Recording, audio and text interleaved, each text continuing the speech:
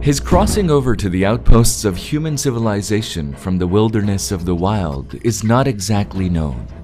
Widely assumed, however, is that sometime around 15,000 years ago, the gray wolf was domesticated by the Central Asians, and human society was thus introduced to a pet that for ages, centuries, and generations has served mankind as a protector and a praiseworthy companion, the dog.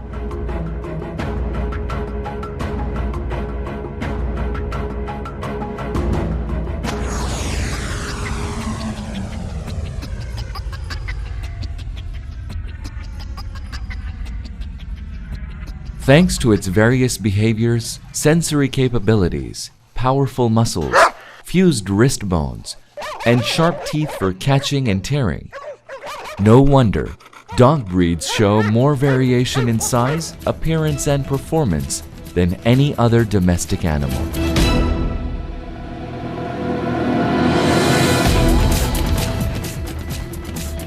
Uniquely and quite rightly nicknamed as man's best friend, in almost every culture and language practiced on the planet Earth, dogs have lived and worked with humans in innumerable roles and ways. No wonder, around the world, canine breeding, training, and handling is rightly recognized as a dedicated discipline and widely sought for enhancing efficiency of various state organs. The Army Dog Breeding Training Center and School was founded in 1952 in Rawalpindi, with an aim to not only breed, rear, train, and issue trained quality dogs for combat and other duties in the field, but to also train officers and soldiers in effectively handling the canines. Over the last more than half a century of its existence, the Army Dog Breeding Training Center has rendered innumerable services in providing quality dog and human resources in guard, tracking, mine detection, and infantry patrols. With the introduction of latest technology and scientific gadgets in the modern warfare, dog's role has though limited in categories like messenger dog and mine detection. The ever-changing realities have nevertheless assigned new tasks to them as well. The tentacle usage of dogs' strong sniffing ability as an essential security cover to the VVIP routes and installations, and their effective usage during rescue operations have surely provided dog training with new meanings and vistas in the modern times.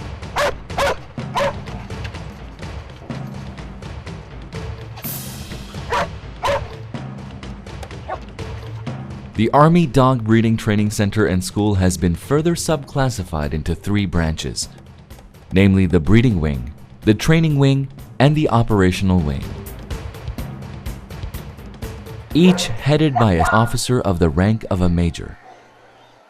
The wings are well equipped and bear a distinct record of excellence and exemplary service. The prime and foremost to the center is to retain and produce quality and pure breeds of canines,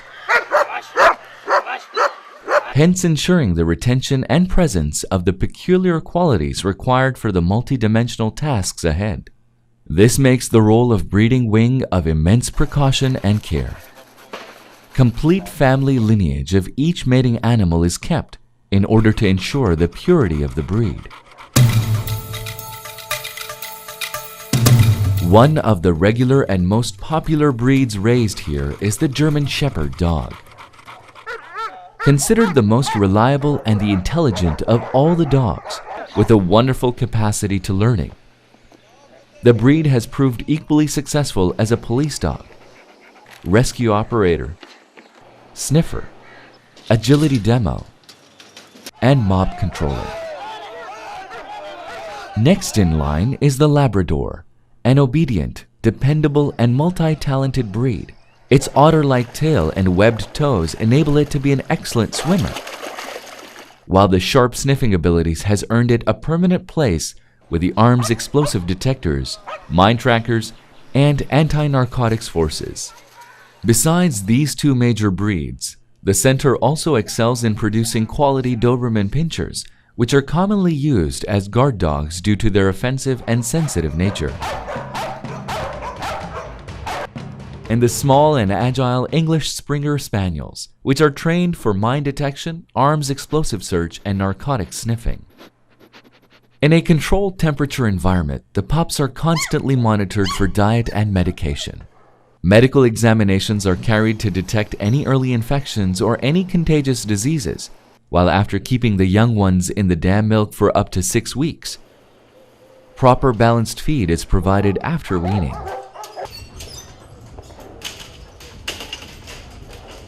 The pups also start receiving their early trainings in shape of exercise and play sessions, while regular deworming and vaccination remains an integral part of the whole period. Qualified veterinarians are available round the clock for prompt examinations and treatment of any sick case. The center has a well-maintained animal laboratory and operation theater, equipped with its own X-ray and ultrasound facilities. It's also at the breeding wing, where each born pup is properly documented with a detailed history sheet. It's through this history sheet that a pedigree tree of each dog is kept that covers 3 generations. At the same time, every dog is tattooed and given a serial number on its right ear for identification for the rest of its life. The whole training is centered on dogs' extraordinary sniffing abilities. Nature's most precious gift to the animal, a newly born pup will not be able to open its eyes for the next 14 days. And yet, thanks to the extraordinary smelling sense, the baby is able to locate its mother and reach out to her for suckling. This amazing capability is brought into man's benefit through a systemized set of training.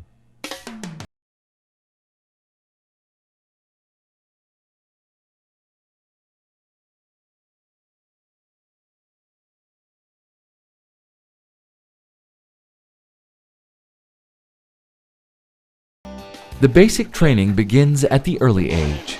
This includes daily exercise and running, which ensure baby canines strong joints, muscles, and tendons, capable enough to sustain future stress of work.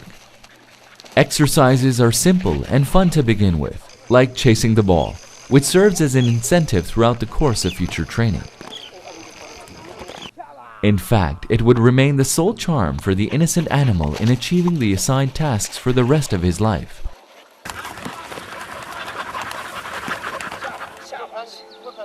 It is also through this incentive-based initiative that a dog is encouraged to develop an emotional bond with his handler, which remains vital for the animal's future behavior and discipline.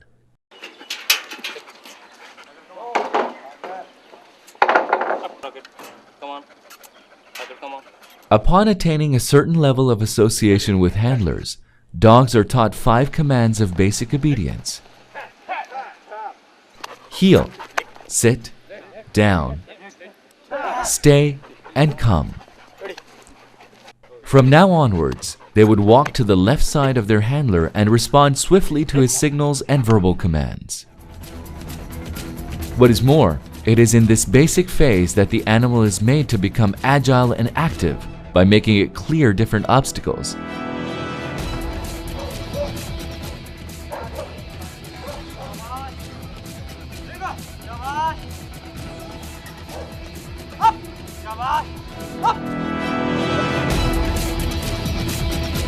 On the other hand, the dog's vigilance and alert nature is successfully used to train the animal for watch and guard duties. They are taught to give early warning in case of any suspicious activity and attempt and quickly attack the possible culprits. In the aftermath of 9/11 and the resurgence of global terrorism, suicidal attacks and bomb explosions on civilian and innocent targets has seen a steep rise. This requires more innovative and accurate techniques to counter the heinous designs. Dogs' sniffing powers are of a great asset in this fight. Early detection of explosive material, tracking of hidden mines, and quick identification of any human carrier of explosives remains a vital key to foil the possible attack. A job well done by the canines. It's a great pride for the Army Dog Center that its trained canines won an international acclaim during the United Nations-led demining operations in Sudan and other war-ravaged African countries.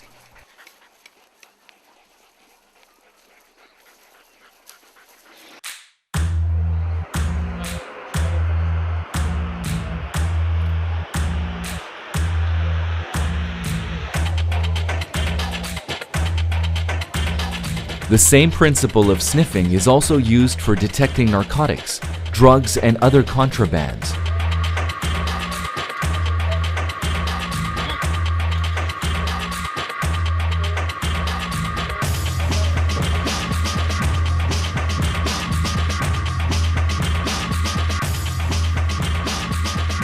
Thanks to the apt professionalism of the center, the anti-narcotics force has been successful in recovering large amounts during the search operations at international airports and other points of possible smuggling.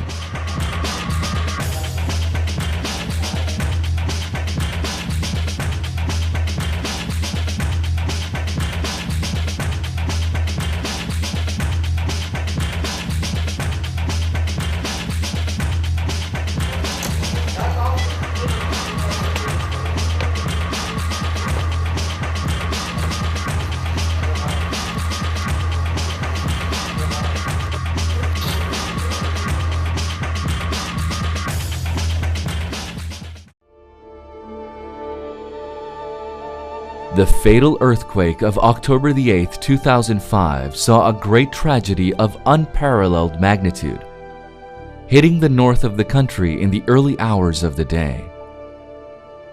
As thousands lost their lives, many were trapped deep under the debris with no clue of their exact location.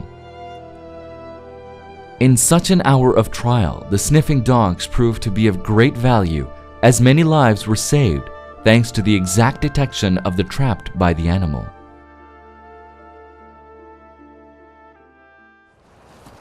It is the same great service which this faithful and charming animal has been providing in the adverse and extreme weather conditions of the Himalayan peaks.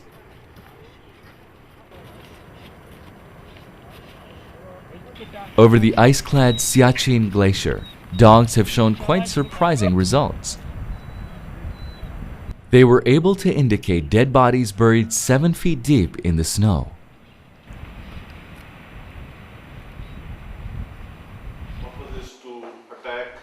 Besides the animals, the training wing also runs a dedicated course for the personnel entrusted to deploy the animal. Officers and Javans from different units are regularly sent to the center, besides other members of the law enforcing agencies, to undergo various courses pertaining to the specific disciplines. In fact, it is the efficiency of the dog platoon and the phenomenal success of its trained dogs as early warning and alarming systems, which has seen renewed surge for its deployment at every strategic and sensitive place during the recent times. As a result, the operational wing of the center has been established with a task to handle such tasks. It's required to have a constant liaison with various state organs, entrusted with the responsibilities of maintaining the security and enforcing law. The centuries-old association between man and the dog has now taken new meanings. The faithful animal continues to serve humanity in ways far bigger and significant than at any point of time of our known history. The change of times has only seen dogs' utility finding new vistas. How far more dynamic will it become in the days and years to come? Only time will tell.